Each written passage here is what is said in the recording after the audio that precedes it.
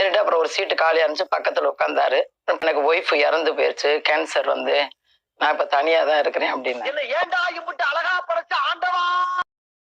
அப்ப நான் சொன்னேன், நானும் எங்க வீட்லயும் கல்யாணம் பண்ணி நானும் தனியா தான் இருக்கிறேன்.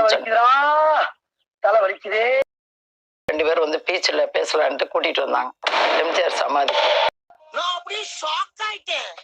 நீங்க ஒருத்தர் பஸ்ல கூப்பிட்டா அப்படி நீங்க எப்படி பீச்சுக்கு போவீங்க? எப்படி எல்லாம் சோதிக்கிறாங்க, பொழுது விடிய விட மாட்டேங்கிறாங்களே ஐயா. அன்னைக்கு நான் உன்னை எடுத்துக்கிறேன், உன்னை கல்யாணம் பண்ணிக்கிறேன் அப்படின்னு சொல்லிட்டு அதான் நான் சொன்னேன். வேற என்னென்ன சொன்னாரு அவர் உங்ககிட்ட? அதான் சாமி எனக்கு நிறைய வேலை இருக்கு, ஆளவிடு. உன்னை கல்யாணம் பண்ணிக்கிறேன் அப்படின்னு சொல்லிட்டு.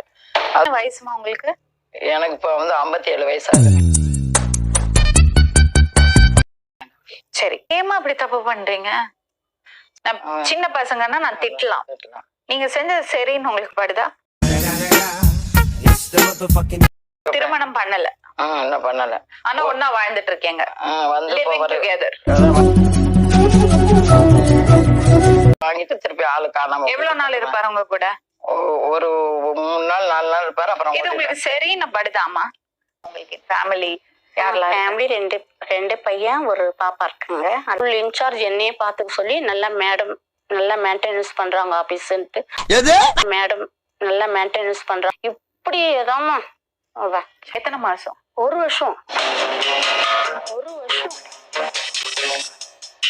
செஞ்சது பார்த்தா பாவமா இருக்கும்மா. நானும் கொடுத்தேன்.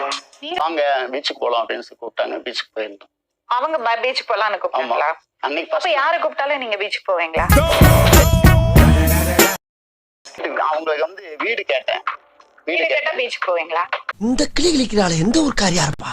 வீட்டுக்கு போய் பேசுறது, அதுக்கு பிறகு வீட்டுக்கு கூட்டு போனாங்க மேடம். பீச்சுக்கு எதுக்கு போனீங்க? அதான் எனக்கு நிறைய வேலை இருக்கு, ஆளவிடு. அப்போ எனக்கு வேலை இல்ல.